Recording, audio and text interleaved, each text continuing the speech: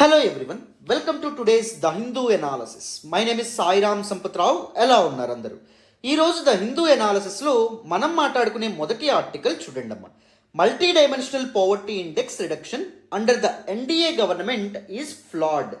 Very important article regarding GS paper 2 రిసోర్సెస్కి సంబంధించిన article, GS paper 3 poverty growth and డెవలప్మెంట్కి సంబంధించినటువంటి ఆర్టికల్ కూడాను.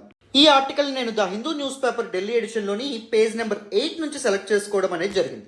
Once again one of the most important articles. డీటెయిల్డ్గా ఈ ఆర్టికల్ని అనలైజ్ చేసే ప్రయత్నం చేద్దాం. కానీ అంతకంటే ముందు ఒక చిన్న అనౌన్స్మెంట్ చేసుకుందాం, వినండి. యూపీఎస్సీ ఆస్పిరెంట్స్ కోసం మన ఇన్స్టిట్యూట్ ఆఫర్ చేస్తున్న most premium and flagship course ఏంటి అంటే UPSC 02 zenith course. As the name indicates, మీరు యూపీఎస్సీ ప్రిపరేషన్లో ఏ స్టేజ్లో ఉన్నా, బిగినర్ అయినా ఇంటర్మీడియట్ లెవెల్లో ఉన్నా, బేసిక్స్ నుంచి డీటెయిల్డ్గా ప్రతి టాపిక్ని కవర్ చేయడం అనేది జరుగుతుంది. మిమ్మల్ని పూర్తి అడ్వాన్స్ లెవెల్కి తీసుకెళ్లే పూర్తి బాధ్యత మాది.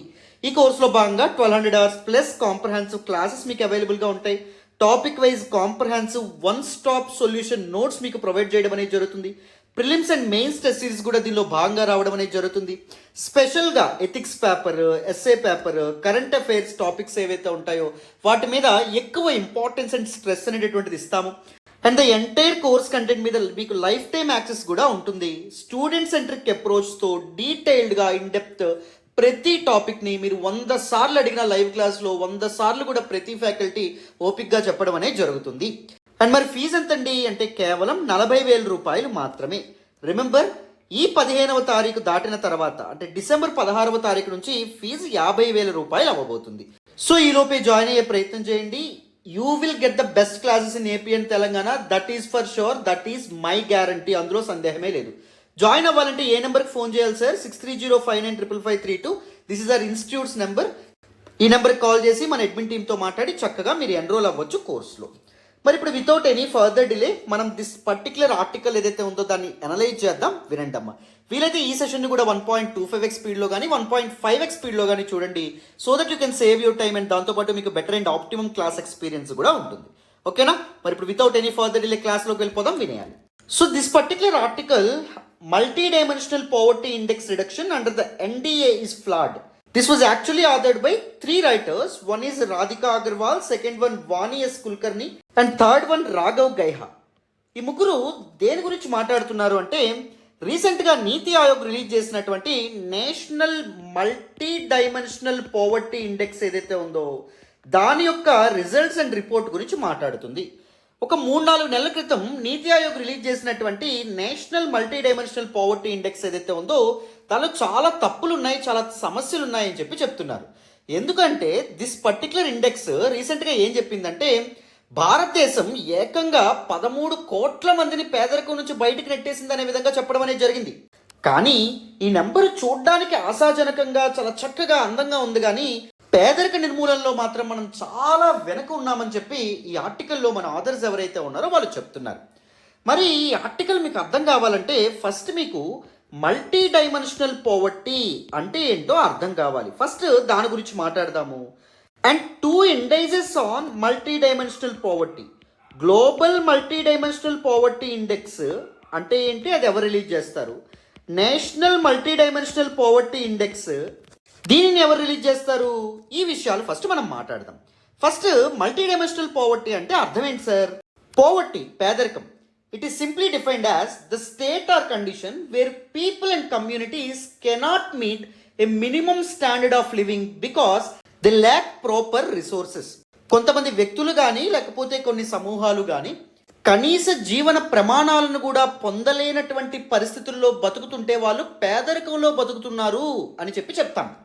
అయితే కొన్నాళ్ళుగా ఈ పేదరికం, పోవర్టీ ఏదైతే ఉంటుందో దాన్ని ఎలా కన్సిడర్ చేస్తూ ఉన్నారు అంటే on the basis of 1 dimension, that is income, ఆదాయం.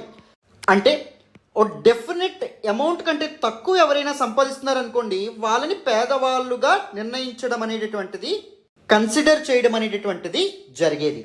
But over the time many economists realize that poverty shouldn't be considered under 1 single dimension, but it needs to be considered in multi dimensional way అని నిర్ణయించారు. అంటే income తక్కువ ఉంటే మాత్రమే అతని పేదవాడిగా నిర్ణయించడం కాదు. ఫర్ ఎగ్జాంపుల్, ఒక వ్యక్తికి సిగ్నిఫికెంట్ ఇన్కమ్ ఉంది, బట్ స్టిల్ అతను ఎడ్యుకేషన్ ఫెసిలిటీస్ పొందలేకపోతున్నాడు అనుకోండి, అతన్ని పేదవాడిగా కన్సిడర్ చేయాలి. హెల్త్ కేర్ ఫెసిలిటీస్కి యాక్సెస్ పొందలేకపోతున్నాడు అనుకోండి, ప్యూర్ డ్రింకింగ్ వాటర్ ఏదైతే ఉందో దానికి యాక్సెస్ పొందలేకపోతున్నాడు అనుకోండి, సో ఇలాంటివి కూడా డిప్రివేషన్స్ కింద కన్సిడర్ చేయాలి. ఆదాయం తక్కువ ఉండడం మాత్రమే డిప్రివేషన్ కింద కన్సిడర్ చేయడం కాదు. ఎడ్యుకేషన్కి యాక్సెస్, హెల్త్ కేర్కి యాక్సెస్, లేకపోతే other living standards and facilities ఏవైతే ఉంటాయో వాటికి ఆ వ్యక్తికి ఎంత యాక్సెస్ ఉందనే దాని మీద కూడా పేదరిక స్థాయి నిర్ణయించబడాలనే కాన్సెప్ట్ రీసెంట్గా in the 21st century evolve అవ్వడం అనేది జరిగింది. సో ఫ్రమ్ ద ఇయర్ 2010 2010 నుంచి ఐక్యరాజ్య సమితి యొక్క important body United Nations development Programme ఏదైతే ఉందో అది ఏం రిలీజ్ చేస్తుంది అంటే global multi dimensional poverty index ఏదైతే ఉందో దాన్ని రిలీజ్ చేస్తూ వస్తుంది. అండ్ రీసెంట్గా 2021 నుంచి మన దేశంలో మల్టీ డైమెన్షనల్ పోవర్టీ అనేటువంటిది ఎలా ఉంది అని ఏం చెప్తుంది, నీతి ఆయోగ్ ఏదైతే ఉందో అది చెప్తూ వస్తుంది అన్నమాట. This is the basic background. ఇప్పుడు మనం ఏం చేద్దాము అంటే మల్టీ డైమెన్షనల్ పోవర్టీ గురించి ఇంకొన్ని ఇంపార్టెంట్ ఫ్యాక్ట్స్ మనం తెలుసుకొని తర్వాత ఈ పర్టికులర్ ఆర్టికల్లో మల్టీ డైమెన్షనల్ పోవర్టీ ఇండెక్స్కి సంబంధించిన క్యాలిక్యులేషన్లో ఎటువంటి ఫ్లాస్ ఉన్నాయన్నారు, ఎటువంటి ఇష్యూస్ ఉన్నాయన్నారు మన ఆథర్స్, వాటి గురించి కూడా మనం తెలుసుకోవాలి. కంప్లీట్గా మెయిన్స్ పర్స్పెక్టివ్లో డీటెయిల్డ్గా మీకు అర్థమయ్యేటట్టు చెప్తాను, జాగ్రత్తగా అటెన్షన్ పే చేసి వినండి అమ్మా. సో మల్టీ డైమెన్షనల్ పోవర్టీ గురించి ఇప్పుడు మనం మాట్లాడింది ఇంకొకసారి ఎక్స్ప్లెయిన్ చేస్తాను చూడండి. మల్టీ డైమెన్షనల్ పోవర్టీ దేన్ని కన్సిడర్ చేస్తుంది అంటే this concept emphasizes that poverty is beyond just income. కేవలం ఆదాయ ప్రాతిపదికన మాత్రమే పేదరికం నిర్ణయించబడకూడదు అని చెప్తూ it examines various other deprivations that individuals may face as well. అంటే హెల్త్ కేర్ సెక్టార్కి ఎంత యాక్సెస్ ఉందో ఇండివిజువల్కి, లేకపోతే ఎడ్యుకేషన్ ఫెసిలిటీస్కి ఎంత యాక్సెస్ ఉందో ఇండివిజువల్కి, లేకపోతే అదర్ ఎమ్యూనిటీస్ ఏవైతే ఉంటాయి, బేసిక్ ఎమ్యూనిటీస్ ఏవైతే ఉంటాయో వాటికి ఎంత యాక్సెస్ ఉందో ఇండివిజువల్కి అనే వాటిని కూడా ఇది కన్సిడరేషన్లోకి తీసుకోవడం అనేది జరుగుతుంది. This concept for example someone might be poor not only due to low income. కేవలం ఆదాయం తక్కువగా ఉన్నంత మాత్రం ద్వారా మాత్రమే అతను పేదవాడిగా ఉండక్కర్లా, but also lack of education. అతనికి విద్యా సదుపాయాలకి యాక్సెస్ అనేది ఉండకపోవచ్చు, హెల్త్ కేర్కి యాక్సెస్ అనేటటువంటిది కూడా ఉండకపోవచ్చు.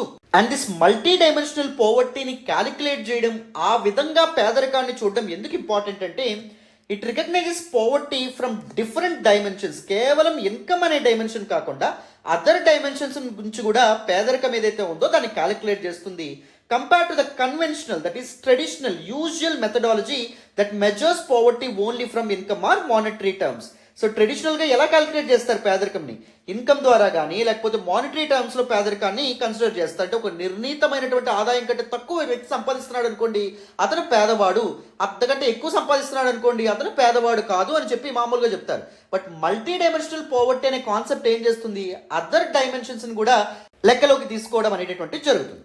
మరి global multi dimensional poverty index అంటే సూచి అమ్మ, something that indicates some other thing. ఈ ఇండెక్స్ దేని సూచిస్తుందంట, ఇది ప్రపంచవ్యాప్తంగా ప్రపంచంలో ఉన్నటువంటి సుమారు 100కు పైగా డెవలపింగ్ కంట్రీస్ ఏవైతే ఉన్నాయో అభివృద్ధి చెందుతున్నటువంటి దేశాల్లో మల్టీ డైమెన్షనల్ పోవర్టీ యొక్క స్థాయి ఎలా ఉంది అని చెప్పి ఇండెక్స్ చెప్పడం అనేటువంటిది జరుగుతుంది అన్నమాట.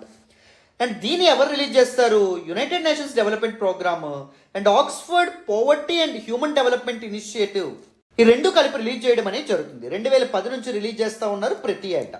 And national multi dimensional poverty ఇండెక్స్ని మన NITI Aayog the nation's think tank ఏదైతే ఉందో ఇది రిలీజ్ చేస్తూ ఉంది. ఎప్పటి నుంచి రిలీజ్ చేస్తూ ఉందంటే 2021 నుంచి రిలీజ్ చేయడం అనేటువంటిది జరుగుతుంది. అండ్ ఈ మల్టీ డైమెన్షనల్ పోవర్టీ ఇండెక్స్ ఏదైతే ఉందో దాన్ని క్యాలిక్యులేట్ చేయడంలో ఎటువంటి ఇండికేటర్స్ని, ఎటువంటి వేరియబుల్స్ ఆర్ ఫ్యాక్టర్స్ని వాళ్ళు కన్సిడర్ చేస్తారు చూడండి. 3 ఇంపార్టెంట్ థీమ్స్ని కన్సిడర్ చేయడం అనేది జరుగుతుంది. ఫస్ట్, ఒక ఇండివిజువల్కి హెల్త్ కేర్ ఫెసిలిటీస్కి యాక్సెస్ ఎంత ఉంది చూస్తారు, ఎడ్యుకేషన్ ఫెసిలిటీస్కి యాక్సెస్ ఎంత ఉంది చూస్తారు, అండ్ స్టాండర్డ్ ఆఫ్ లివింగ్కి కావాల్సినటువంటి బేసిక్ కమ్యూనిటీస్కి ఎంత యాక్సెస్ ఉంది చూస్తారన్నమాట. హెల్త్ కేర్ ఫెసిలిటీస్ ఏవైతే ఉంటాయో వాటికి ఒక ఇండివిజువల్కి ఎంత యాక్సెస్ ఉంది చూడడానికి అదర్ ఫ్యాక్టర్స్, అదర్ వేరియబుల్స్ని కూడా కన్సిడర్ చేస్తారు. న్యూట్రిషన్కి బెటర్ న్యూట్రిషన్ ఫెసిలిటీస్ ఉంటున్నాయా లేదా, child and adolescent mortality rate ఎలా ఉంది, మెటర్నల్ హెల్త్ ఏదైతే ఉందో ఆ పర్టికులర్ రీజియన్లో ఎంత ఉంది, వీటన్నింటి ద్వారా హెల్త్ కేర్ ఫెసిలిటీస్కి ఎంత యాక్సెస్ ఉందో చూస్తారు. వెరాస్ ఎడ్యుకేషన్ ఫెసిలిటీస్కి ఎంత యాక్సెస్ ఉందో చూడడానికి ఇయర్స్ ఆఫ్ స్కూలింగ్, ఒక పర్టికులర్ రీజియన్లో సాధారణంగా సగటున ఎన్నేళ్ళు స్కూల్కి వెళ్తూ ఉన్నారు పిల్లలు, అండ్ స్కూల్ అటెండెన్స్ ఎలా ఉంది, స్కూల్ డ్రాప్ అవుట్స్ ఎలా ఉన్నాయి, వీటి ద్వారా. అండ్ నెక్స్ట్ స్టాండర్డ్ ఆఫ్ లివింగ్ని దేన్ని బేస్ చేసుకొని చూస్తారు? కుకింగ్ ఫ్యూయల్కి ఎంత యాక్సెస్ అనేటటువంటిది ఉంది, శానిటేషన్ ఫెసిలిటీస్కి ఎంత యాక్సెస్ ఉంది, డ్రింకింగ్ వాటర్ ఫెసిలిటీస్కి ఎంత యాక్సెస్ ఉంది, హౌసింగ్కి, ఎలక్ట్రిసిటీకి, అదర్ ఎసెట్స్కి అండ్ బ్యాంక్ అకౌంట్కి, ఫినాన్షియల్ ఇంక్లూజన్ ఏదైతే ఉందో దానిలో ఇండివిజువల్స్కి ఎంత యాక్సెస్ ఉంది అనే దాన్ని బేస్ చేసుకొని 12 పారామీటర్స్ ఏవైతే ఉంటాయో వాటిని బేస్ చేసుకొని ఈ 3 థీమ్స్ ద్వారా మల్టీ డైమెన్షనల్ పావర్టీ ఇండెక్స్ ఏదైతే ఉందో దాన్ని రిలీజ్ చేస్తారు. Either United Nations development Programme అయినా మన నీతి ఆయోగ్ అయినా. నేను ఇక్కడ మీ రిఫరెన్స్ కోసం పావర్టీకి సంబంధించిన వేరియస్ కొటేషన్స్ ఏవైతే ఉన్నాయో వాటిని కూడా ఇంక్లూడ్ చేశాను చూడండి. ఈ అన్ని కొటేషన్స్లో నాకు చాలా ఇష్టమైన కొటేషన్ ఏంటంటే అరిస్టాటిల్ ఇచ్చినటువంటి poverty is the parent of revolution and crime. విప్లవాలకు మరియు నేరాలకు పురిటి స్థలమే పేదరికం అని చెప్పి అరిస్టాటిల్ చెప్పడం అనేటటువంటి జరుగుతుంది. సో ఇలాంటి కొటేషన్స్ మీకు చాలా హ్యాండీగా ఉంటాయి. ముఖ్యంగా ఎస్ఏ పేపర్ ఏదైతే ఉందో దానికి సంబంధించిన ఆన్సర్స్ రాసేటప్పుడు కానీ, జిఎస్ పేపర్ 1కి సంబంధించినటువంటి ఆన్సర్స్ రాసేటప్పుడు కానీ ఈ కొటేషన్స్ మీకు చాలా హెల్ప్ అవుతాయి. అందుకే నేను ఈ పీడిఎఫ్లో కూడా వీటిని మెన్షన్ చేశాను. ఇంతకీ ఈ పీడిఎఫ్ ఎక్కడి నుంచి డౌన్లోడ్ చేసుకోవాలి సార్ అని కొంతమంది అడుగుతున్నారు. టెలిగ్రామ్ ఛానల్ యొక్క లింక్ నేను డిస్క్రిప్షన్లో ఇస్తాను. సో మన టెలిగ్రామ్ ఛానల్లో జాయిన్ అవ్వండి, అక్కడ ఈ పీడిఎఫ్ మీకు అవైలబుల్గా నేను ఉంచుతాను. ఓకేనా? రైట్, నెక్స్ట్ చూడండి. మరి ప్రెజెంట్ ఫాలో అవుతున్నటువంటి మల్టీ డైమెన్షనల్ పావర్టీ ఇండెక్స్ యొక్క క్యాలిక్యులేషన్ మెథడ్స్ ఏవైతే ఉంటాయో దానిలో కొన్ని ఫ్లాస్ ఉన్నాయని చెప్పి ఈ ఆర్టికల్లో, దానిలో కొన్ని ఇష్యూస్ ఉన్నాయని చెప్పి ఈ ఆర్టికల్లో మనకి చెప్పారు. ఫస్ట్ ఇంపార్టెంట్ ఇష్యూ ఏంటి అంటే నీతి ఆయోగ్ ఏదైతే national multi development poverty index అని రిలీజ్ చేస్తూ ఉందో అది కూడా యునైటెడ్ నేషన్స్ డెవలప్మెంట్ ప్రోగ్రామ్ ఏదైతే global multi dimensional poverty index release చేయడానికి మెథడ్స్ వాడుతుందో వాటినే వాడుతుంది. సో ఆ replication of the same method అనేటటువంటిది చాలా ప్రాబ్లం. యూజ్ చేస్తున్నటువంటి ఈ మెథడ్స్లో కూడా చాలా సమస్యలు ఉన్నాయని చెప్పి చెప్తున్నారు. ఎందుకంటే ఫేమస్ ఎకనమిస్ట్ అమర్త్య సేన్ గారు ఏమంటారు అంటే ఆయన మాట అంటారు, poverty alleviation or eradication is all about focusing on 2 things. One is capabilities and second one functioning అని చెప్పి అంటారు. ఈ యునైటెడ్ నేషన్స్ డెవలప్మెంట్ ప్రోగ్రామ్ కానీ లేకపోతే నీతి ఆయోగ్ లాంటివి వేటి మీద ఫోకస్ చేస్తున్నాయంటే క్యాపబిలిటీస్ మీద ఫోకస్ మాత్రమే చేస్తున్నాయి తప్ప ఫంక్షనింగ్ మీద ఫోకస్ చేయట్లేదు అని చెప్పి అంటున్నారు. అంటే ఒక పర్టికులర్ కంట్రీ యొక్క పావర్టీ ఇండెక్స్ ఏదైతే ఉందో మల్టీ డైమెన్షనల్ పావర్టీ ఇండెక్స్ ఇచ్చేటప్పుడు వాళ్ళు దేన్ని క్యాలిక్యులేట్ చేస్తూ ఉన్నారంటే ఆ దేశం యొక్క ప్రభుత్వము ఎంత ఫండ్స్ ఎడ్యుకేషన్ కోసం రిలీజ్ చేస్తూ ఉంది, ఎంత ఫండ్స్ హెల్త్ కేర్ సెక్టార్ కోసం రిలీజ్ చేస్తూ ఉంది, ఎన్ని హాస్పిటల్స్ కన్స్ట్రక్ట్ చేసింది, ఎన్ని స్కూల్స్ని కన్స్ట్రక్ట్ చేసింది, ఎన్ని కాలేజెస్ని కన్స్ట్రక్ట్ చేసింది, ఎన్ని డ్రింకింగ్ వాటర్ పైప్ లైన్స్ అనేటటువంటివి వేసింది, కుకింగ్ ఫ్యూయల్ అనేటటువంటిది ఎంత తక్కువకి ఇస్తుంది అనే చూస్తున్నారు తప్ప వాటి యొక్క ఫంక్షనింగ్ ఏదైతే ఉంటుందో దాని గురించి పట్టించుకోవట్లా. ఫర్ ఎగ్జాంపుల్ ఒక ట్రైబల్ రీజియన్ ఉంది, అక్కడ గర్ల్ ఎడ్యుకేషన్ చాలా తక్కువ ఉందనుకోండి, అక్కడ ఎక్కువగా స్కూల్స్ కన్స్ట్రక్ట్ చేస్తే గర్ల్ ఎడ్యుకేషన్ అనేటటువంటిది ఇంప్రూవ్ అయిపోతుందా? ఇంప్రూవ్ అవ్వదు. అక్కడ ఉండేటటువంటి పీపుల్ని సెన్సిటైజ్ చేయాల్సినటువంటి అవసరం కూడా ఉంటుంది, అవునా కదా? అక్కడ ఉండే పీపుల్కి చెప్పాలి ఆడవాళ్ళు చదువుకోవడం అనేటటువంటిది కూడా చాలా ఇంపార్టెంట్, వాళ్ళు కూడా చదువుకొని రేపు పొద్దున్న భవిష్యత్తులో ముందుకు అడుగులు వేయాలి, ప్రోగ్రెసివ్గా వాళ్ళు బతకాలి అని చెప్పాలి. అంతేనా? జస్ట్ ఒక స్కూల్ నిర్మించినంత మాత్రాన పరిస్థితులు మారిపోతాయా? పరిస్థితులు బాగైపోతాయా? అవ్వవు. సో ఇక్కడ యునైటెడ్ నేషన్స్ డెవలప్మెంట్ ప్రోగ్రామ్ కానీ నీతి ఆయోగ్ కానీ దేని మీద ఫోకస్ చేస్తున్నారు ఈ multi dimensional poverty index calculate చేయడానికి? క్యాపబిలిటీస్ ఏవైతే ఉన్నాయో, అంటే ఏవైతే కన్స్ట్రక్షన్స్, ఏవైతే the measures taken by the government to facilitate these abilities, to facilitate the cordial environment, so వాటిని మాత్రమే కన్సిడర్ చేస్తున్నారు. కానీ ఫంక్షనింగ్ ఏదైతే ఉందో దాని గురించి కన్సిడర్ చేస్తూ ఉన్నారు, అవి ఎలా పనిచేస్తున్నాయని దాని గురించి ఫోకస్ చేయట్లేదు. సో అందుకే these methodologies are actually flawed అని చెప్పి మనకి ఈ ఆర్టికల్లో చెప్తున్నారన్నమాట. Uniform weights for health, education and standard of living mirroring the flaws in the human development index. So అన్నింటిలో దేని మీద? ఓన్లీ క్యాపబిలిటీస్ ఎలా ఉన్నాయి. ఫర్ ఎగ్జాంపుల్ హెల్త్ కేర్ ఎలా ఉందో చూడడానికి ఒక ప్రాంతంలో హాస్పిటల్స్ ఎన్ని ఉన్నాయని కానీ, లేకపోతే PHCs public health care centres అనేటువంటివి ఎలా ఉన్నాయని కానీ వీటి గురించి చూస్తున్నారు తప్ప అవి ఎంత ట్రాన్స్పరెంట్గా ఎంత చక్కగా ఫంక్షన్ అవుతున్నాయో చూస్తున్నారా? చూడట్లా. ఎడ్యుకేషన్కి ఎంత గవర్నమెంట్ రిలీజ్ చేస్తూ ఉంది, ఎన్ని స్కూల్స్ ఉన్నాయో చూస్తున్నారు తప్ప అక్కడ టీచర్స్ ఎంతమంది ఉన్నారు, స్టూడెంట్ టీచర్ రేషియో ఎంత ఉంది, ఎన్రోల్మెంట్స్ ఇయర్ వైజ్గా ఎంత ఉన్నాయి చూస్తున్నారా అంటే చూడట్లా. అర్థమవుతుందా? అండ్ దాంతోపాటు గవర్నమెంట్ స్టాండ్ ఆఫ్ లివింగ్ వస్తే ఎన్ని పైప్ లైన్స్ డ్రింకింగ్ వాటర్కి సంబంధించి వేశారో చూస్తున్నారు తప్ప పైప్ లైన్స్ వర్క్ అవుతున్నాయా లేదా, సరైన టైంకి సరిగ్గా డ్రింకింగ్ వాటర్ అనేటటువంటిది అందుతుందా లేదా చూస్తున్నారా అంటే చూడట్లేదు. సో అది ఒక ఇంపార్టెంట్ ప్రాబ్లంగా చెప్తున్నారు. అండ్ సెకండ్ ఏంటి అంటే questionable multi dimensional poverty index estimates. రీసెంట్గా నీతి ఆయోగ్ రిలీజ్ చేసినటువంటి ఈ రిపోర్ట్లో ఏం చెప్పారంటే 2015-16తో పోలిస్తే 2019-21 నాటికి భారతదేశంలో సుమారు 135.5 మిలియన్ పీపుల్ని మేము పేదరికం నుంచి బయటపడేసింది ప్రస్తుత గవర్నమెంట్ అని చెప్పి నీతి ఆయోగ్ ఇచ్చినటువంటి రిపోర్ట్ చెప్పింది. నెంబర్ చూడడానికి చాలా అద్భుతంగా ఉన్నప్పటికీ, చాలా ఆనందదాయకంగా ఉన్నప్పటికీ నిజంగా అది సాధించామా మనం అనే డౌట్స్ కూడా తలెత్తున్నాయి. దేశంలో పేదరికం ఏదైతే ఉందో అండ్ ఇంటెన్సిటీ ఆఫ్ పవర్టీ ఏదైతే ఉందో దాన్ని రెడ్యూస్ చేశామని చెప్తున్నటువంటి డేటా యాక్యురేటా కాదా అనే క్వశ్చన్స్ కూడా తలెత్తుతున్నాయి. ముఖ్యంగా కోవిడ్-19 ఇంపాక్ట్ని ఇక్కడ మనం దృష్టిలో పెట్టుకోవాలి. మీరు 2019, 20, 21 చూస్తే దీస్ కోవిడ్ ఇయర్స్లో ప్రభుత్వాలు కేవలం కోవిడ్ మేనేజ్మెంట్ మీదే ఫోకస్ చేయాల్సినటువంటి పరిస్థితి. బిజినెస్ డెవలప్మెంట్ గురించి కానీ, ఎంప్లాయ్మెంట్ జనరేషన్ గురించి కానీ, లేకపోతే social security or welfare schemes కొత్తగా తీసుకురావడం కానీ ఇవేమైనా చేశాయా అంటే చేయలేదు. మరి ఆ సమయాల్లో ఇవేవీ చేయకుండా నిజంగా ఇంతమంది ప్రజలు పేదరికం నుంచి బయటపడిపోయారు అంటారా? అది కరెక్టే అనుకోవచ్చా? కాదు. ఎందుకంటే ఈవెన్ జీడిపి ఏదైతే ఉందో, నేషనల్ జీడిపి కూడా వెనక్కి పరుగులు పెట్టడం అనేది జరిగింది, వెనక్కి వెళ్ళడం అనేది జరిగింది. మరి ఈ సమయంలో, ఈ కాంటెక్స్లో నిజంగా భారతదేశంలో పేదరికం నిర్మూలన అయింది అని చెప్తున్నటువంటి ఈ డేటాని మనం ఎంతవరకు నమ్మొచ్చు, ఈ డేటా ఎంతవరకు రిలయబుల్ అని చెప్పి కూడా మనకి ఆథర్స్ చెప్తున్నారన్నమాట. And sources of this data కూడా ఒక ఇంపార్టెంట్ ఇష్యూని లేవనెత్తడం అనేది జరిగింది. ఈ particular data that is national multi dimensional poverty index ఏదైతే ఉందో దానికోసం వీళ్ళు ఏ డేటా మీద డిపెండ్ అయ్యారు? National family health survey 4 and national family health survey 5 మీద డిపెండ్ అవ్వడం అనేది జరిగింది. బట్ ఇప్పటికే ఈ నేషనల్ ఫ్యామిలీ హెల్త్ సర్వే యొక్క డేటా రిలయబుల్లా కాదా అని చెప్పి మేధావుల్లో చాలా చర్చ జరుగుతుంది. సో ఈ పర్టికులర్ డేటాలో చాలా ప్రాబ్లమ్స్ ఉన్నాయి.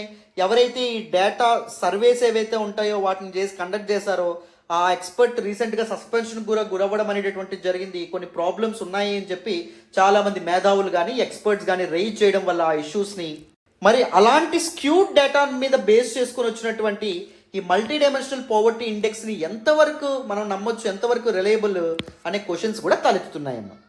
మరి వే ఫార్వర్డ్ ఏమిచ్చారు? మరి ఈ కాంటెక్స్లో ఏ విధంగా మల్టీ డైమెన్షనల్ పవర్టీ ఇండెక్స్ ఏదైతే ఉందో దాన్ని క్యాలిక్యులేట్ చేయమంటున్నారు అంటే చూడండి, వేరియస్ కోవేరియట్స్ ఏవైతే ఉంటాయో వాటిని కన్సిడర్ చేయాలంటున్నారు. Various variables that influence the poverty or multi dimensional poverty, దాని మీద ఫోకస్ పెట్టమని చెప్పి చెప్తున్నారన్నమాట. ఎలాంటి వేరియబుల్స్ మల్టీ డైమెన్షనల్ పవర్టీని ఇన్ఫ్లుయెన్స్ చేయడం అనేది జరుగుతుంది? Other variables per capita state income ఏదైతే ఉందో అది, అంటే ఇండివిజువల్స్ ఇన్కమ్ కాకుండా తలసరి ఆదాయం ఏదైతే ఉంటుందో అది, ర్యాపిడ్ అర్బనైజేషన్ విపరీతంగా జరిగిందనుకోండి ఏం జరుగుతుంది? స్లమ్స్ విపరీతంగా పెరుగుతాయి. సో పీపుల్ యొక్క లివింగ్ స్టాండర్డ్స్ ఏవైతే ఉంటాయో ఆటోమేటిక్గా తగ్గుతాయి. అర్బనైజేషన్ ర్యాపిడ్గా పెరిగిపోతుంది దేశంలో, కానీ పవర్టీ ఇండెక్స్ ఏదైతే ఉందో ఆ సూచి ప్రకారం మనం చాలా తగ్గుతుంది అని చెప్తున్నారు. అది ఎంతవరకు కరెక్ట్? అది చూసారా, లింక్ అనేటటువంటి సరిగ్గా ఎస్టాబ్లిష్ అవ్వట్లేదు. అది కూడా చూడాలంటున్నారు. Criminality among MPs, so legislators ఎవరైతే ఉన్నారో వాళ్ళ క్రిమినల్స్ ఎక్కువగా ప్రతి ఏటా పెరుగుతూ వస్తూ ఉన్నారు. 2014-15తో పోలిస్తే 2019కి ఎంపీల్లో ఎక్కువ మంది క్రిమినల్స్ యాడ్ అవ్వడం అనేటటువంటి 2024కి ఇంకా పెరుగుతున్నారు. అదేంటి సార్, క్రిమినలైజేషన్ ఆఫ్ పాలిటిక్స్కి అండ్ దాంతోపాటు దిస్ మల్టీ డైమెన్షనల్ పాలిటిక్స్ సంబంధం ఏంటి సార్ అంటే, for example government education facilities develop చేయడానికి 100 కోట్లు రిలీజ్ చేసింది అనుకోండమ్మా. ఈ ఎంపీస్ ఎక్కువ మంది క్రిమినల్స్ అయితే, గవర్నమెంట్లో ఎక్కువ మంది క్రిమినల్స్ ఉంటే ఏం జరుగుతుంది? They ten to corrupt. 50 కోట్లు వాళ్ళే నొక్కేస్తారు. 50 కోట్లు వాళ్ళు నొక్కేస్తే మిగిలినటువంటి 50 కోట్లు ఏవైతే ఉంటాయో అవి మాత్రమే ఆ ఎడ్యుకేషన్ ఫెసిలిటీస్ కోసం ఉపయోగించబడతాయి. ఇంకా అదర్ 50 crores వాళ్ళ జేబుల్లోకి వెళ్ళడం అనేది జరుగుతుంది. This way we need to compromise on providing better education facilities to our people. అవునా కదా? అందుకే పాలిటిక్స్లో క్రిమినల్స్ పెరుగుతున్న కొద్దీ మల్టీ డైమెన్షనల్ పవర్టీ ఇండెక్స్ ఏదైతే ఉందో తగ్గుతుంది. ఓకేనా? మరి ఏం జరుగుతుంది? ఎంపీస్లో క్రిమినల్స్ పెరుగుతున్నారు, పాలిటిక్స్లో క్రిమినల్స్ పెరుగుతున్నారు, కానీ మనకి మల్టీ డైమెన్షనల్ పవర్టీ ఇండెక్స్ అనేటటువంటి తగ్గుతుందంట. అక్కడ కూడా లింక్ ఎస్టాబ్లిష్ అవ్వట్లేదు. చూడండి, హెల్త్ అండ్ ఎడ్యుకేషన్ ఎక్స్పెండిచర్స్ ఏవైతే ఉంటాయో క్రమేపీ తగ్గుతూ ఉన్నాయి. మరి తగ్గుతూ ఉంటే ఎలా పేదరికం మల్టీ డైమెన్షనల్ పవర్టీ అనేటువంటిది బెటర్గా ఉందని చెప్తున్నారు, ఇండెక్స్ ఎలా చెప్తున్నాయి? సో ఈ ఇంటర్లింకేజ్ ఎలా మిస్ అయ్యారు, ఇంత చిన్న లాజిక్ ఎలా మిస్ అయ్యారు అని చెప్పి కూడా అంటున్నారు అన్నమాట. సో వీటి మీద ఫోకస్ పెట్టడం కూడా very important. And elasticity comparison as well. Elasticities అంటే ఏంటి? Percentage of change in something. ఈ సంథింగ్ ఏంటి ఇక్కడ? Multi dimensional poverty. For example 1% criminals ఎంపీస్లో పెరిగారు అనుకోండి, మల్టీడైమెన్షనల్ పావర్టీలో ఎంత చేంజ్ వస్తుంది, దాన్ని ఎలాస్టిసిటీ అనేటటువంటి పేరుతో పిలుస్తాం. ఫర్ ఎగ్జాంపుల్, హెల్త్ అండ్ ఎడ్యుకేషన్లో 1% ఎక్స్పెండిచర్ పెరిగింది అనుకోండి, ప్రభుత్వం వీటి మీద పెట్టే ఖర్చు 1% పెరిగింది అనుకోండి, మల్టీడైమెన్షనల్ పావర్టీలో ఎంత మార్పు వస్తుంది అని చెప్పేటటువంటి ఎలాస్టిసిటీ అనమాట. సో ఆ కంపారిజన్ చూస్తే higher state per capita income and urbanisation associated with increased MPI. State per capita income పెరిగితే మల్టీడైమెన్షనల్ పావర్టీలో ఎలాంటి మార్పులు వస్తున్నాయి, అర్బనైజేషన్ పెరిగితే మల్టీడైమెన్షనల్ పావర్టీ ఇండెక్స్ ఎలాంటి మార్పులు వస్తున్నాయి, వీటి మీద కూడా ఫోకస్ చేయాలి, కంపేర్ చేస్తూ ఉండాలి. సో అప్పుడు మనకి ఏమవుతుంది, దేని మీద ఎక్కువ ఫోకస్ పెట్టాలో తెలుస్తుంది. స్టేట్ పర్ క్యాపిటల్ ఇన్కమ్ని డెవలప్ చేయడంలో ఎక్కువ ఫోకస్ పెట్టాలా, అర్బనైజేషన్ అండ్ అర్బన్ మేనేజ్మెంట్ మీద ఎక్కువ ఫోకస్ పెట్టాలా, మనకి ఏది ప్రయారిటీ అని చెప్పి కూడా తెలుస్తుంది అని చెప్పి చెప్తున్నారు. Health and education expenditure in reducing MPa. So health మీద ఎడ్యుకేషన్ మీద ఎక్కువ ప్రభుత్వం ఖర్చు పెట్టింది అనుకోండి ట్రాన్స్పరెంట్గా, అప్పుడు ఏం జరుగుతుంది, మల్టీడైమెన్షనల్ పావర్టీ కూడా తగ్గుముఖం పట్టడం అనేటువంటి జరుగుతుంది అనమాట. అర్థమైందా? అండ్ కోవిడ్-19 ఇన్ఫ్లుయెన్స్ గురించి కూడా ఇక్కడ మాట్లాడడం అనేది జరిగిందమ్మా. Recognition of the impact of reverse migration during COVID-19 సమయంలో ఏం జరిగింది, అర్బన్ సెంటర్స్ నుంచి రూరల్ ఏరియాస్కి పీపుల్ తిరిగి వెనక్కి వెళ్ళడం అనేది జరిగింది. దాని యొక్క ఇంపాక్ట్ మల్టీడైమెన్షనల్ పావర్టీ ఇండెక్స్ మీద ఎంతవరకు ఉంది అనేటటువంటిది కూడా చూడాలని చెప్పి చెప్తున్నారు. And inadequate health and education expenditure, pandemic సమయంలో కోవిడ్-19 సమయంలో విద్య మీద లేకపోతే హెల్త్ మీద మనం తక్కువ ఖర్చు పెట్టాం, దాని యొక్క ఇంపాక్ట్ ఏదైతే ఉందో అది మల్టీడైమెన్షనల్ పావర్టీ మీద ఎలా పడింది అనేటటువంటిది కూడా చూడమంటున్నారు, చెక్ చేయమంటున్నారు అనమాట. And political landscape as well, చెప్పాను కదా, share of MPs with criminal cases, criminalization of పాలిటిక్స్కి అండ్ ఎంపీఏకి మల్టీడైమెన్షనల్ పావర్టీకి మధ్య రిలేషన్ కూడా చూడాలి. Alarming rise in the share of criminal MPs over the years. పాలిటిక్స్లో క్రిమినల్స్ విపరీతంగా పెరుగుతున్నారు, కానీ మల్టీడైమెన్షనల్ పావర్టీ మాత్రం తగ్గుతుంది అంటున్నారు. బట్ ఏమవ్వాలి, మామూలుగా పెరగాలి కదా. సో ఇంటర్లింకేజ్ ఏదైతే ఉందో దాన్ని ఎస్టాబ్లిష్ చేయమంటున్నారు మన ఆథర్స్. అర్థమైందా? This is all about this particular article. కాంప్రహెన్సివ్గా డీటెయిల్డ్గా ఈ ఆర్టికల్ మీకు పూర్తి స్థాయిలో అర్థమైందని అనుకుంటున్నాను. ఇప్పుడు మనం ఏం చేద్దాము అంటే ఈ ఆర్టికల్కి సంబంధించి ఒక క్వశ్చన్ చూద్దాం, జాగ్రత్తగా చూడండి. ఆ క్వశ్చన్కి ఆన్సర్ మీరే నా కామెంట్ బాక్స్లో తెలియజేయాలి. చూడండి, ఇది 2012లో యూపీఎస్సీ ప్రిలిమ్స్లో అడిగినటువంటి ఒక క్వశ్చన్. ప్రశ్న ఏంటో చూడండి. The multidimensional poverty index developed by Oxford poverty and human development initiative with United Nations development programme support covers which of the following, వేటిని కవర్ చేస్తుందో అడుగుతున్నారు. ఫస్ట్ వన్ చూడండి, deprivation of education, health, assets and services at household level. Second one చూడండి, purchasing power parity at national level. Third one, extent of budget deficit and GDP growth rate at national level. వేటిని consider చేస్తుంది అని చెప్పి అడుగుతున్నారు. So ఈ 4 ఆప్షన్స్లో ఒకటి select చేసుకోమంటున్నారు. Correct answer ఏంటో నాకు కామెంట్ బాక్స్లో తెలియజేయండి, ఎంతవరకు కరెక్ట్గా చెప్తారో చూద్దాం. ఓకేనా? మరి ఇప్పుడు వితౌట్ ఎనీ ఫర్దర్ డిలే మనం నెక్స్ట్ ఆర్టికల్ డిస్కస్ చేద్దాం. కానీ అంతకంటే ముందు ఒక చిన్న మాట, మన హిందూ అనాలిసిస్ వెనక కానీ మన యూట్యూబ్లో అప్లోడ్ చేసే అన్ని వీడియోస్ వెనక కానీ చాలా ఎఫర్ట్స్ ఉంటాయి, చాలా హార్డ్ వర్క్ ఉంటుంది. If you really want to acknowledge your efforts, please do hit that big fat like button. Explanation ఎలా ఉందో కామెంట్ చేయండి. మీ ఫ్రెండ్స్ అండ్ ఫెలో ఆస్పిరెంట్స్కి కూడా మన వీడియోస్ని షేర్ చేసే ప్రయత్నం చేయండి. ఇంకా ఛానల్ని సబ్స్క్రైబ్ చేసుకోలేదా? సబ్స్క్రైబ్ చేసుకోండి. మనం చాలా మంచి ఇనిషియేటివ్స్తో మీ ముందుకు రాబోతున్నాం. ఓకేనా? రైట్, నెక్స్ట్ ఆర్టికల్ చూడండి అమ్మా. ఈరోజు ద హిందూ ఎనాలిసిస్లో మనం మాట్లాడుకునే నెక్స్ట్ ఆర్టికల్ చూడండి, navigating the US China relationship. Very very important article regarding GS paper 2, international రిలేషన్స్కి సంబంధించినటువంటి ఆర్టికల్. ఈ ఆర్టికల్ నేను ద హిందూలోని ఢిల్లీ ఎడిషన్లో పేజ్ నెంబర్ 10 నుంచి సెలెక్ట్ చేసుకోవడం అనేటువంటి జరిగింది. యాజ్ యూజువల్ ఈ ఆర్టికల్ని కూడా కంటెక్స్ట్ ఆఫ్ దిస్ పర్టికులర్ ఆర్టికల్తో స్టార్ట్ చేద్దాం. ఈ ఆర్టికల్ దేని గురించి మాట్లాడుతుంది అంటే, United States of America and China 2 important power houses మధ్య ఉన్నటువంటి పవర్ స్ట్రగుల్ ఏదైతే ఉంటుందో దాని గురించి మాట్లాడుతుంది. And recent shift in the relations between United States of America and China, US and China మధ్య సంబంధాలు ఏవైతే ఉంటాయో వాటిలో రీసెంట్గా చాలా మార్పు వచ్చిందనే విధంగా కూడా ఈ ఆర్టికల్లో చెప్తా ఉన్నారన్నమాట. మీ అందరికీ తెలుసని అనుకుంటున్నాను, రీసెంట్గా on the side lines of Asia Pacific economic cooperation summit, Asia Pacific economic cooperation శిఖరాగ్ర సమావేశం ఏదైతే ఉందో దానిలో భాగంగా చైనీస్ ప్రెసిడెంట్ అయినటువంటి జింగ్పింగ్ అండ్ దాంతోపాటు యుఎస్ ప్రెసిడెంట్ అయినటువంటి జో బైడెన్ మీట్ అవ్వడం అనేటువంటి జరిగింది. దిస్ సమిట్ లెవెల్ మీటింగ్ ఏదైతే ఉందో, ఈ ఉన్నత స్థాయి సమీక్ష కానీ ఉన్నత స్థాయి చర్చలు ఏవైతే ఉన్నాయో అవి పూర్తిగా పాడైపోయినటువంటి యుఎస్ చైనా సంబంధాలకి ఒక కొత్త ఊపిరి అనేటటువంటిది ఇస్తుంది అనే విధంగా మనకి ఆర్టికల్లో మెన్షన్ చేయడం అనేటటువంటిది జరిగిందన్నమాట. ఇందుకే United States of America and China యొక్క రిలేషన్షిప్ ఎందుకు స్ట్రెయిన్ రిలేషన్షిప్ అని చెప్పి అంటున్నారు? ఎందుకు వీటి మధ్య సంబంధాలు అనేటటువంటి పాడైని? ఫస్ట్ వన్ వచ్చేసి ఐడియాలజికల్ డిఫరెన్స్. రెండింటి యొక్క సిద్ధాంతాలు ఏవైతే ఉన్నాయో అవి వేరు. United States of America capitalism, పెట్టుబడిదారీ వ్యవస్థ ఏదైతే ఉందో దానికి ఎంఫసిస్ అనేటటువంటిది ఇస్తుంది, ఇంపార్టెన్స్ ఇస్తుంది. మరి చైనా కమ్యూనిజంని ఇన్స్టిట్యూషనలైజ్ చేయడం అనేది జరిగింది, కమ్యూనిజంని వ్యవస్థీకృతం చేయడం అనేటటువంటిది జరిగింది. These two are opposite to each other, these two ideologies ఏవైతే ఉంటాయో అవి. అండ్ రెండవ కారణం ఏంటి అంటే 1991లో యుఎస్ఎస్ఆర్, ఒకప్పటి సోవియట్ యూనియన్ కొలాప్స్ అయిన తర్వాత 15 సోవరెన్ నేషన్స్గా డిజింక్రేట్ అయిన తర్వాత United States of America world హెజమోన్గా మారడం అనేటటువంటిది జరిగింది. అంటే వరల్డ్ డామినెంట్ పవర్గా, ప్రపంచానికి పెద్దన్నగా మారడం అనేది జరిగింది. అండ్ ప్రజెంట్ టైమ్స్లో యుఎస్ హెజమోనీని, యుఎస్ డామినెన్స్ని ఛాలెంజ్ చేస్తున్నటువంటి ఏకైక దేశం ఏంటి? చైనా. సో ప్రపంచానికి ఒక సుప్రీం లీడర్ అవ్వాలి అంటే ఒక కంట్రీకి ఏముండాలి అంటే బెటర్ రిసోర్సెస్ అనేవి ఉండాలి. బెటర్ రిసోర్సెస్ వల్ల బెటర్ ట్రేడ్ ఉంటుంది, ఎక్స్పోర్ట్ ఎకానమీ అనేది బెటర్గా డెవలప్ చేసుకోవచ్చు. అవునా కాదా? సో చైనా అది చేస్తుందా లేదా? చేస్తుంది. రీసెంట్ ఇయర్స్లో చైనా వరల్డ్స్ మ్యానుఫ్యాక్చరింగ్ హబ్గా ఎదగడం అనేది జరిగింది. ప్రపంచానికి కావాల్సినవన్నీ చైనాలో తయారవుతున్నాయి. చైనా యొక్క ఎక్స్పోర్ట్ ఎకానమీ చాలా చాలా స్ట్రాంగ్ అని చెప్పి మనం చెప్పొచ్చు. అండ్ ఇంకొకటి ఏంటి, బలంగా ఉండాలి, మిలిటరీ వైజ్గా కూడా కంట్రీ బలంగా ఉండాలి. చైనా ఏం చేస్తుంది దీనికోసం? తన యొక్క పీపుల్స్ లిబరేషన్ ఆర్మీ ఏదైతే ఉంటుందో దాని యొక్క రిసోర్సెస్ని మోడర్నైజ్ చేస్తుంది. బార్డర్ ఏరియాస్ ఏవైతే ఉంటాయో అక్కడ ఇన్ఫ్రాస్ట్రక్చర్ డెవలప్మెంట్ చేస్తుంది. బార్డర్ రీజియన్స్లో కొత్త కొత్త విలేజెస్ ఏవైతే ఉంటాయో వాటిని డెవలప్ చేస్తుంది. తన ఫారెన్ పాలసీని చాలా డైనమిక్గా మార్చుకోవడం అనేటువంటిది జరిగింది.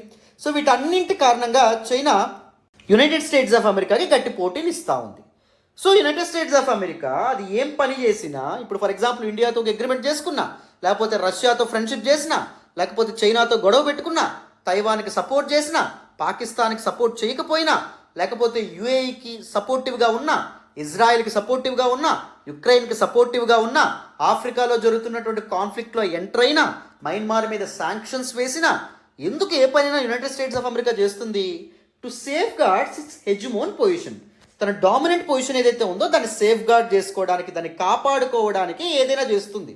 United States of America president ఎవరున్నా సరే, ట్రంప్ ఉన్నా, ఒబామా ఉన్నా, జార్జ్ బుష్ ఉన్నా, జో బైడెన్ ఉన్నా, రేపు పొద్దున్న ఇంకెవరు వచ్చినా అమెరికా యొక్క లక్ష్యం ఒకటి ఏంటి అంటే యుఎస్ఎస్ఆర్ కొలాప్స్ అయిన తర్వాత తను సాధించుకున్నటువంటి హెజమోన్ పొజిషన్, డామినెంట్ పొజిషన్ ఏదైతే ఉందో దాన్ని కాపాడుకోవడం. సో అందుకే యుఎస్ తీసుకున్న ఏ డెసిషన్ అయినా ఆ విధంగానే మనం చూడాలి, ఆ విధంగానే అనలైజ్ చేయాలి. Right sir. మరి యుఎస్ హెజమనీకి పోటీగా ఎవరు నిలుస్తూ ఉన్నారు? చైనా నిలుస్తూ ఉంది. అందుకోసమని చెప్పి రెండింటి మధ్య రిలేషన్ చాలా కాలంగా స్ట్రెయిన్ అవ్వడం అనేటటువంటిది జరిగింది, చాలా కాలంగా ఇబ్బంది పాలవ్వడం అనేటటువంటిది జరిగింది. మరి స్ట్రెయిన్ రిలేషన్స్ ఏవైతే ఉంటాయో వీటిని కాస్త బాగుపరిచే విధంగా, కాస్త సత్సంబంధాలు కుదిర్చే విధంగా ఈ రీసెంట్గా జరిగినటువంటి Asia Pacific Economic cooperation summit ఏదైతే ఉందో, అపెక్స్ సమిట్ ఏదైతే ఉందో అది చాలా ఉపయోగపడుతుందని చెప్పి ఈ ఆర్టికల్లో చెప్తా ఉన్నారన్నమాట. ఓకేనా? మరి ఇప్పుడు వితౌట్ ఎనీ ఫర్దర్ డిలే ఈ ఆర్టికల్ని డిస్కస్ చేద్దాం. డీటెయిల్గా ఈ ఆర్టికల్లో చెప్పినటువంటి వేరియస్ ఇన్సైట్స్ గురించి మాట్లాడదాం, వినేయండి. So United States of America president Joe Biden and Chinese President అయినటువంటి జింగ్పింగ్ మధ్య శాన్ ఫ్రాన్సిస్కోలో రీసెంట్గా సెకండ్ సమిట్ అనేటటువంటి శిఖరాగ్ర సమావేశం అనేటటువంటి జరిగింది November 15, 2023. దీని యొక్క ఎయిమ్ ఏంటంట? To revive their strained bilateral relationship. ద్వైపాక్షిక సంబంధం ఏదైతే ఉన్నాయో, టూ పార్టీస్ మధ్య సంబంధాలు ఏవైతే ఉన్నాయో అవి బలహీనపడ్డం అనేది జరిగింది. వాటికి మళ్ళీ స్ట్రెంగ్త్ చేకూర్చే విధంగా ఈ సమిట్ యాక్ట్ చేస్తుంది అని చెప్పి చెప్తున్నారు. అండ్ ఈ టూ సూపర్ పవర్స్ మధ్య ఒక కన్సెన్సస్ రావడం కానీ, ఒక కోఎగ్జిస్టెన్స్ రావడం కానీ, సత్సంబంధాలు కుదరడం కానీ ప్రపంచానికి, ప్రపంచ శాంతికి, ప్రపంచ దేశాలకి చాలా మంచి చేస్తుందని చెప్పొచ్చు అన్నమాట. ఎందుకంటే ఒక ఆఫ్రికన్ సేయింగ్ ఏం చెప్తుంది అంటే, when two elephants fight ultimately the grass should suffer అని చెప్పి చెప్తుంది. రెండు ఏనుగులు తలపడితే కింద ఉన్నటువంటి గడ్డే ఇబ్బంది పాలవ్వాల్సిన పరిస్థితి ఏర్పడుతుంది, ఎందుకంటే నలిగిపోతుంది కాబట్టి. అదేవిధంగా ఈ టూ పవర్స్ మధ్య కాన్ఫ్లిక్ట్ ఏదైనా తలెత్తితే దానివల్ల ఏమవుతుంది? స్మాల్ డెవలపింగ్ నేషన్స్ కానీ, లేకపోతే లో income or middle income nations చాలా ఇబ్బందుల పాలు అవుతాయి అన్నమాట. ఏమైనా ఒక ఎస్కలేషన్ జరిగిందనుకోండి, ట్రేడ్ కానీ ఇలాంటిది ఏదైనా స్తంభించిపోయింది అనుకోండి, ఏం జరుగుతుంది? ఆర్థికంగా కుదేలైపోతాయి చాలా దేశాలు. ఎందుకంటే present world is globalised world. Inter dependence అనేటటువంటిది ఒకరితో ఒకరికి విపరీతంగా పెరిగింది కాబట్టి ఒక కంట్రీ యొక్క ఎకానమీ ఫెయిల్ అయితే ఆటోమేటిక్గా కంట్రీ మీద డిపెండ్ అయినటువంటి వేరే కంట్రీ యొక్క ఎకానమీ కూడా ఫెయిల్ అవ్వడం అనేటటువంటిది జరుగుతుంది. ఇంటర్ డిపెండెన్స్ 1990s నుంచి విపరీతంగా పెరిగిపోయింది. సో అందుకే ప్రపంచ దేశాల మధ్య శాంతి, సఖ్యత చాలా కీలకం. సో అవి సాధ్యపడాలి అంటే ఈ రెండు దేశాల మధ్య, ఈ రెండింటి మధ్య ఉన్నటువంటి పవర్ స్ట్రగుల్ ఏదైతే ఉందో దాన్ని రెగ్యులేట్ చేయడం కూడా చాలా ఇంపార్టెంట్. అర్థమైందా? రైట్. సో రీసెంట్గా జరిగినటువంటి Asia Pacific Economic Cooperation Summit ఏదైతే ఉందో, శిఖరాగ్ర సమావేశంలో భాగంగా America president Joe Biden and దాంతోపాటు చైనీస్ ప్రెసిడెంట్ జింగ్పింగ్ కలవడం అనేటువంటిది జరిగింది. ఏషియా పసిఫిక్ కంట్రీస్ ఏవైతే ఉంటాయో ఇక్కడ పక్కన పెట్టినటువంటి countries, remember Asia Pacific economic కోఆపరేషన్లో ఇండియా పార్ట్ కాదు, పర్మనెంట్ మెంబర్ కాదు, ఓన్లీ అబ్జర్వర్ స్టేటస్ మాత్రమే ఇండియాకు ఉండడం అనేటువంటిది జరిగింది. దీనిలో మొత్తం ఎన్ని దేశాలు ఉంటాయంటే 21 పర్మనెంట్ మెంబర్స్ ఉండడం అనేటువంటిది జరిగింది. And Asia Pacific Economic cooperation this particular regional forum ఏదైతే ఉందో దాని యొక్క హెడ్ క్వార్టర్స్ సెక్రటేరియట్ ఎక్కడుంది అంటే సింగపూర్లో ఉండడం అనేది జరిగింది.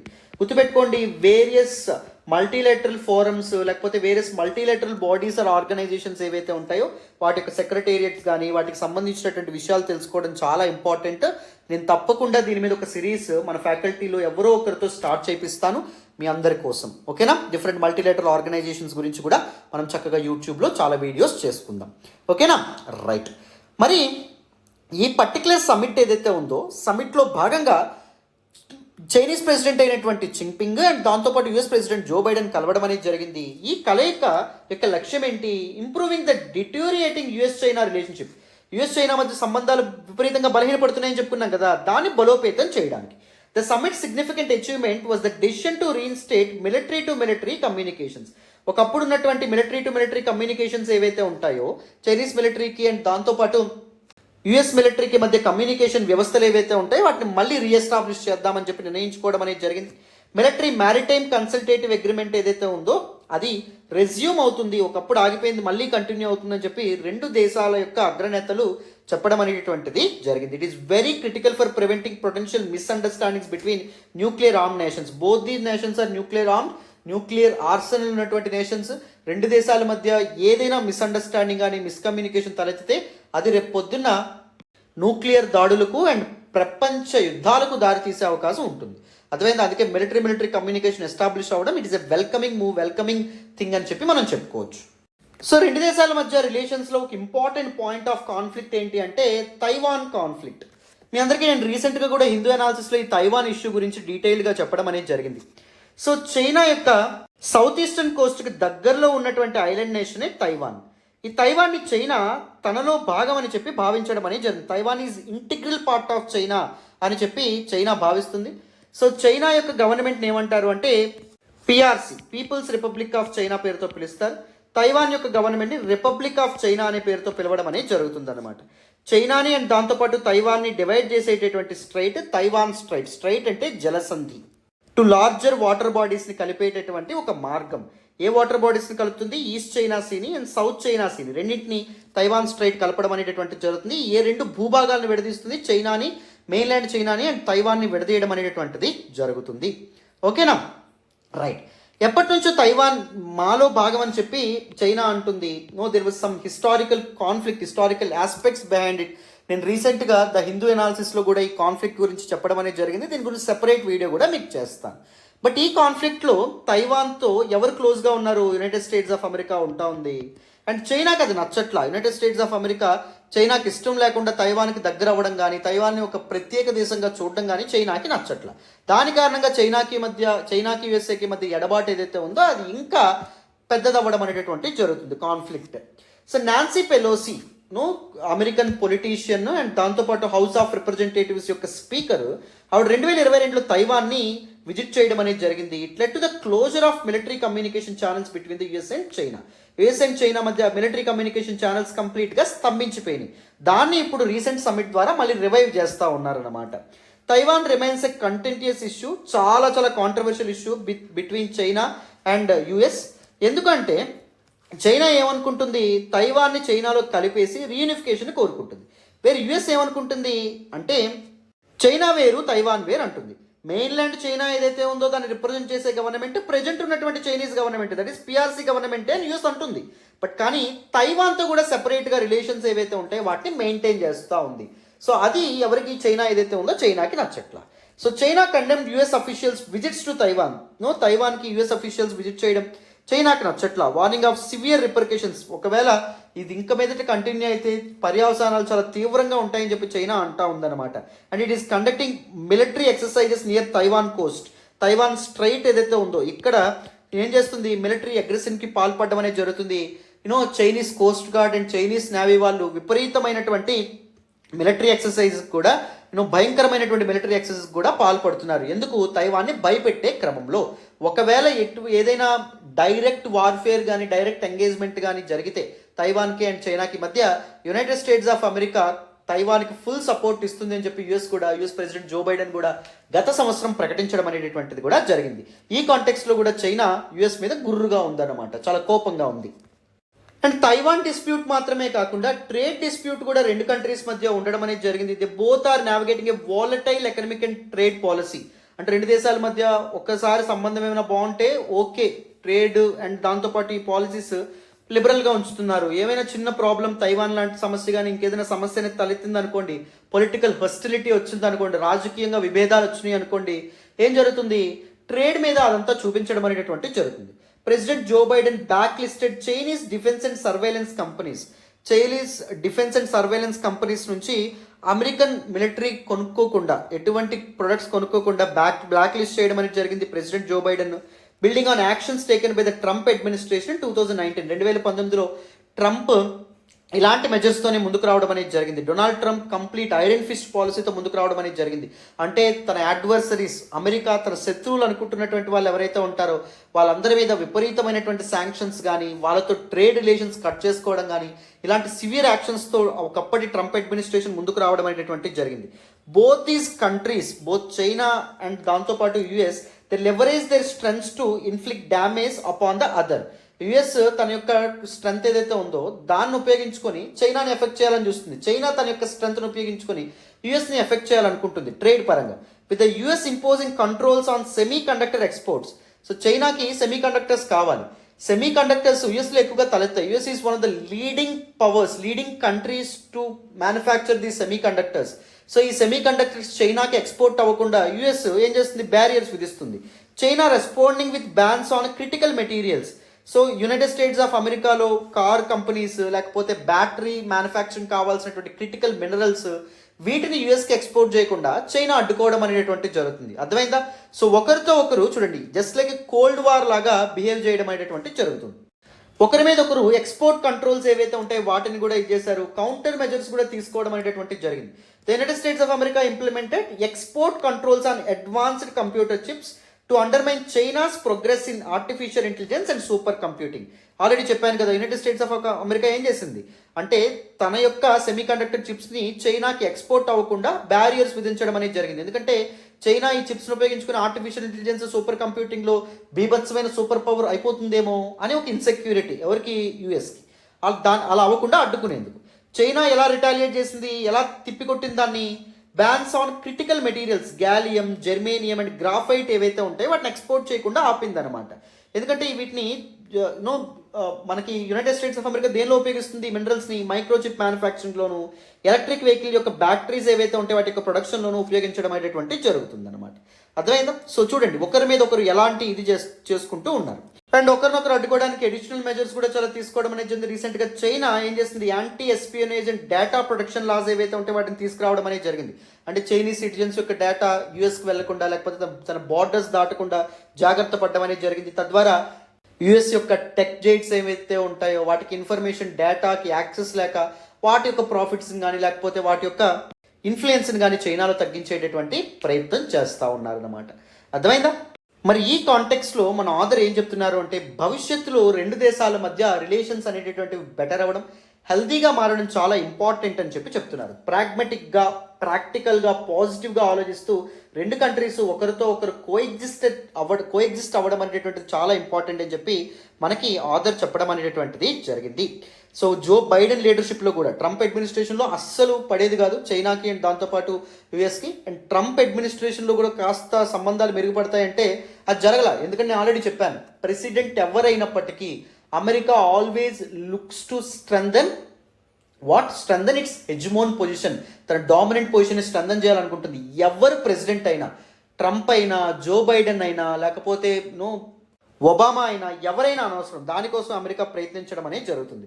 యుఎస్ హెజిమోనీకి ఒక స్ట్రాంగ్ అపోజిషన్ ఎవరు విసురుతున్నారు? చైనా విసురుతా ఉంది. అందుకే చైనాని ప్రతి ఒక్కరు ఒకేలాగా ట్రీట్ చేయడం మొదలు పెట్టారన్నమాట. There is a subtle shift towards exploring pragmatic avenues of coexistence.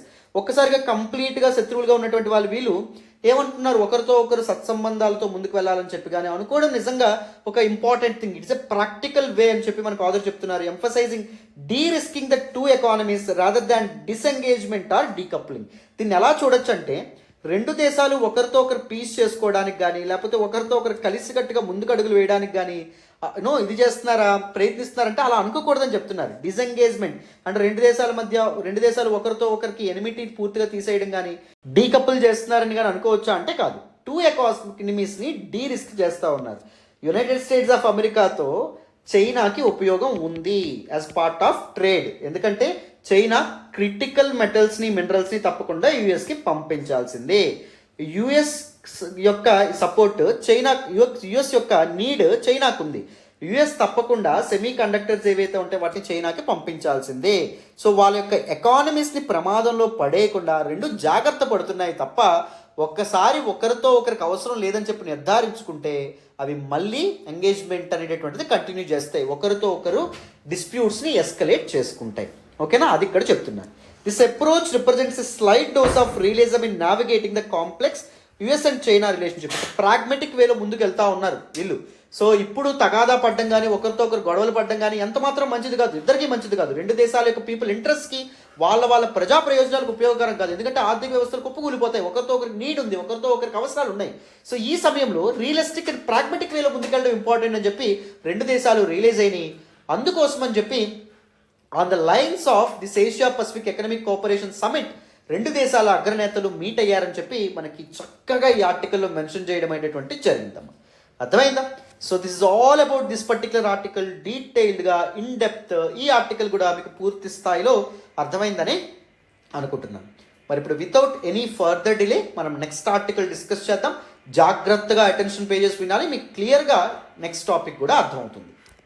ఈ రోజు ద హిందూ ఎనాలిసిస్లో మనం మాట్లాడుకునే నెక్స్ట్ ఆర్టికల్ చూడండి. The role of special enquiry committees of parliament. Very very important article regarding GS paper 2 polity and గవర్నెన్స్కి సంబంధించిన article. ఈ article నేను ద హిందూలోని ఢిల్లీ ఎడిషన్లో పేజ్ నెంబర్ 10 నుంచే సెలెక్ట్ చేసుకోవడం అనేది జరిగింది. Again one of the most important articles appeared in the Hindu newspaper today. జాగ్రత్తగా అటెన్షన్ పేజెస్ వింటే ఈ ఆర్టికల్ కూడా మీకు చాలా చక్కగా అర్థమవుతుంది. వినండి నాన్న. యాజ్ యూజువల్ ఈ ఆర్టికల్ కూడా మనం కాంటెక్స్తో స్టార్ట్ చేసే ప్రయత్నం చేద్దాం. ఏ సందర్భంలో ఈ ఆర్టికల్ మనకు రావడం అనేది జరిగింది చూడండి. తృణమూల్ కాంగ్రెస్ పార్టీకి చెందినటువంటి one of the prominent member of parliaments MPs Mahua Moitra గారు రీసెంట్గా క్యాష్ ఫర్ క్వేరీ అనే ఒక కాంట్రవర్షియల్ కాన్ఫ్లిక్ట్లో ఇరుక్కోవడం అనేటటువంటిది జరిగింది. ఒక కేసులో ఇరుక్కోవడం అనేది జరిగింది. అసలు ఏంటి క్యాష్ ఫర్ క్వేరీ కేసు, అసలు ఏంటి కదా చూడండి. ఒక 2 నెలల క్రితం తృణమూల్ కాంగ్రెస్కి చెందిన వెస్ట్ బెంగాల్ ఎంపీ మహువా మొయిత్రా గారు క్యాష్ ఫర్ క్వేరీ అంటే పార్లమెంటులో ఒక ప్రశ్న అడగడానికి బ్రైబ్ క్యాష్ అనేటటువంటిది తీసుకున్నారు అని చెప్పి ఒక ఫిర్యాదు నమోదవ్వడం అనేది జరిగింది. బీజేపీ పార్టీకి చెందినటువంటి ఒక ఎంపీ ఈవిడ మీద ఫిర్యాదు చేయడం అనేది జరిగింది. ఏంటి సార్ ప్రశ్న అడగడానికి నువ్వు డబ్బు తీసుకోవడం ఏంటి, మీ అందరికీ తెలిసినే అనుకుంటున్నాను. మన భారతదేశం ఇండైరెక్ట్ డెమోక్రసీ ఏదైతే ఉందో దీన్ని ఫాలో అవుతుంది. పరోక్ష ప్రజాస్వామ్యం అంటాం. ఇండైరెక్ట్ డెమోక్రసీకి ఇంకొక పేరు ఏంటి అంటే రిప్రజెంటేటివ్ డెమోక్రసీ అని కూడా అంటాం. ప్రజాప్రతినిధుల చేత పాలన అనేటటువంటిది సాగబడుతుంది, ముందుకు వెళ్ళబడుతుంది. ప్రజలు కొంతమంది ప్రతినిధుల్ని తమ తరపున రూల్ చేయమని చెప్పి అనుకుంటారు. వాళ్ళు ఏం చేస్తారు, పాలన అనేటటువంటిది చేస్తారు. దీన్ని రిప్రజెంటేటివ్ డెమోక్రటిక్ సిస్టమ్ అంటాం. రిప్రజెంటేటివ్ డెమోక్రటిక్ సిస్టంలో ఇండియా ఏది ఫాలో అవుతుంది, పార్లమెంటరీ సిస్టమ్ ఆఫ్ డెమోక్రసీ ఏదైతే ఉందో దాన్ని ఫాలో అవుతుంది. పార్లమెంటరీ సిస్టమ్ ఆఫ్ డెమోక్రసీ ఏదైతే ఉందో దానిలో ఏం జరుగుతుంది, executive organ of the government is always responsible to legislature organ of the government. గవర్నమెంట్లో 3 ఆర్గన్స్ ఉంటాయి.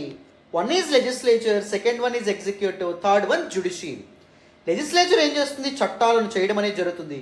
ఎగ్జిక్యూటివ్ ఏం చేస్తుంది, చట్టాలను ఇంప్లిమెంట్ చేయడం అనేది జరుగుతుంది. జ్యుడిషియరీ ఏం చేయడం అనేది జరుగుతుంది, పీపుల్ యొక్క రైట్స్కి ఒక గార్డియన్గా ఉంటుంది. Constitution the basic law of the nation ఏదైతే ఉందో దాన్ని ఇంటర్ప్రిట్ చేస్తూ ఉంటుంది అన్నమాట. So executive is always responsible to legislature, జవాబుదారీగా ఉండాలి. Legislature will ask certain questions to executive. For example, మనం అందరం 5 ఏళ్ళకి ఒకసారి ఎంపీలు ఎవరైతే ఉన్నారో వాళ్ళని ఎన్నుకుంటాం. లోక్సభ ఎంపీలు ఎన్నుకుంటాం, రాజ్యసభ ఎంపీస్ ఇండైరెక్ట్గా ఎన్నుకోబడతారు. ఈ ఎంపీస్ అందరూ ఏమవుతారు? They are part of legislature అవ్వడం అనేటటువంటి జరుగుతుంది, చట్టాలు చేసేవాళ్ళు. కానీ ఈ ఎంపీస్లో కొంతమంది ఒక పార్టీకి ఎక్కువగా చెందిన వాళ్ళు ఉంటారు. ఫర్ ఎగ్జాంపుల్, ఏ పార్టీ తరపునైతే ఎక్కువ ఎంపీస్ ఉంటారో ఆ పార్టీకి గవర్నమెంట్ని ఫామ్ చేసేటటువంటి మ్యాండేట్ వస్తుందన్నమాట, ప్రభుత్వాన్ని ఏర్పాటు చేసి హక్కు వస్తుంది. సో ఆ పార్టీ తన లీడర్ ఎవరినైతే ప్రకటిస్తుందో ఆయన ప్రైమ్ మినిస్టర్ అవుతాడు.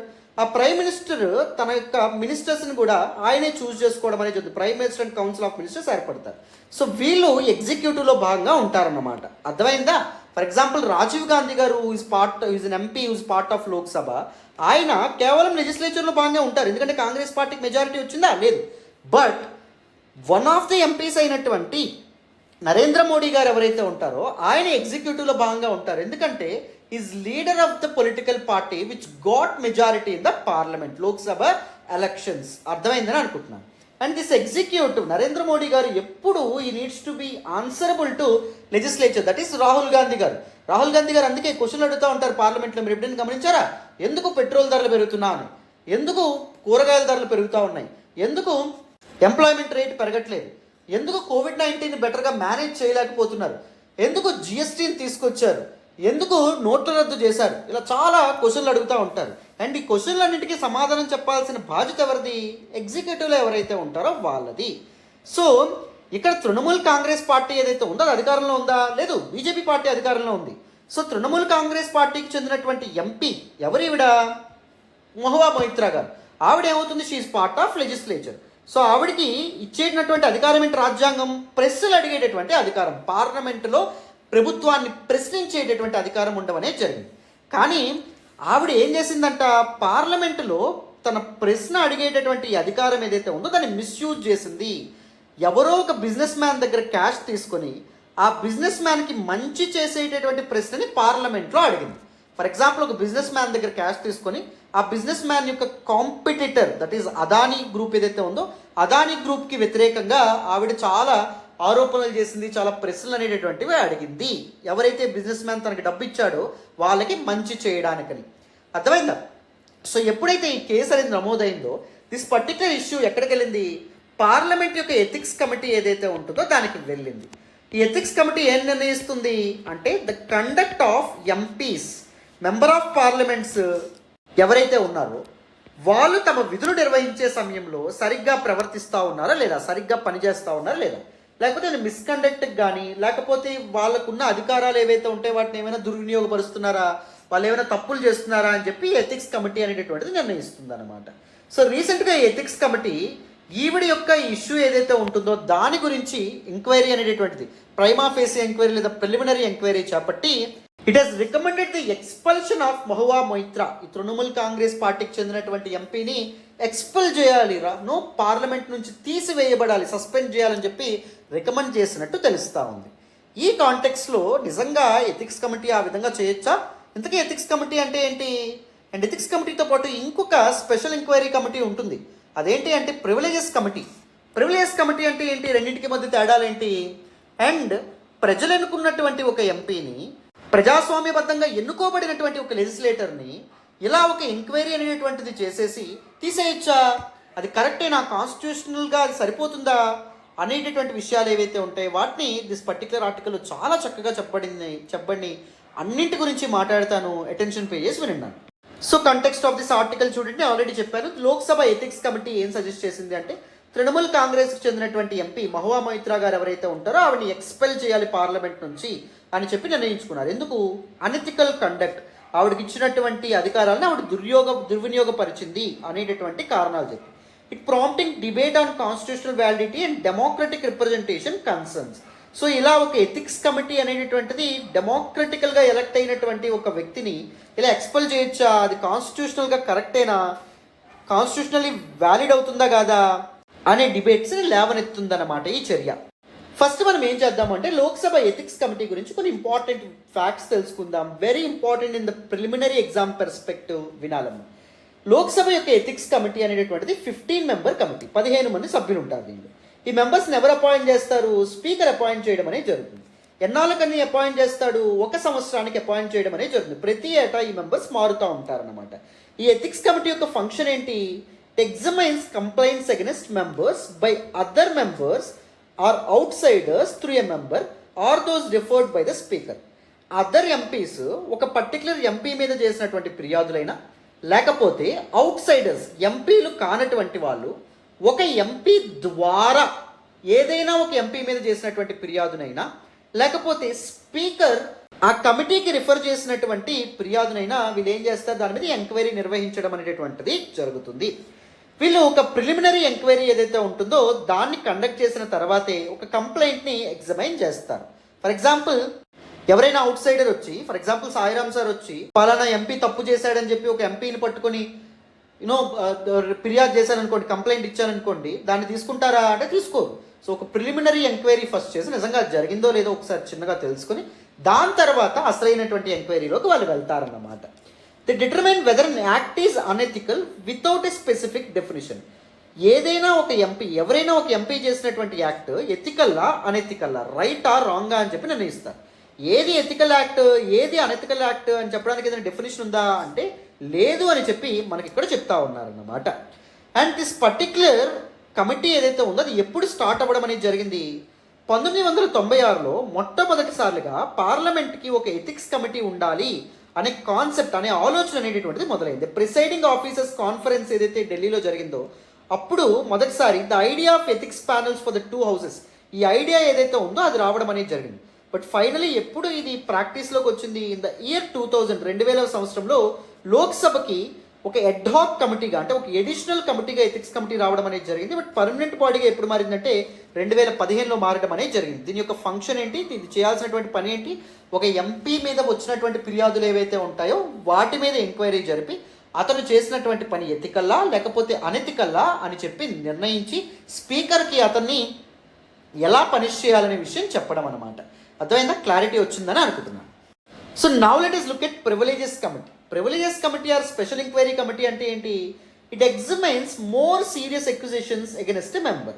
ఇది ఏం చేస్తుంది అంటే ఒక మెంబర్కి వ్యతిరేకంగా ఉన్నటువంటి సీరియస్ అక్యూజేషన్స్ ఏవైతే ఉంటాయో వాటిని ఇది ఎంక్వైరీ చేయడం అనేటువంటి జరుగుతుంది అనమాట. వాటి మీద ఇది ఎంక్వైరీ కండక్ట్ చేస్తుంది. It investigates severe allegations such as promoting business interest for financial gains, అంటే వాళ్ళ డబ్బు కోసం ఏదైనా పార్లమెంట్ వాళ్ళకి ఇచ్చినటువంటి ప్రివిలేజెస్ని కానీ, లేకపోతే వాళ్ళకి ఉన్నటువంటి అథారిటీని కానీ వాళ్ళు ఎక్స్ప్లాయిట్ చేయడం కానీ, involvement in sandals like cash వర్క్ క్వేరీ, అంటే ఒకరి దగ్గర నుంచి డబ్బు తీసుకొని పార్లమెంట్లో ప్రశ్న అడగడం కానీ, ఇలాంటివి చేస్తే ఈ ప్రివిలేజెస్ కమిటీ ఏదైతే ఉందో అది ఎంక్వైరీ నిర్వహించడం అనేది జరుగుతుంది. 2005లో a special committee probe the cash వర్క్ query scam involving 10 Lok Sabha MPs. So 10 మంది లోక్సభ ఎంపీలకు సంబంధించినటువంటి ఈ పర్టికులర్ స్కామ్ ఏదైతే ఉందో దాన్ని ఒక స్పెషల్ కమిటీ ఇది చేయడం అనేటటువంటి జరిగింది.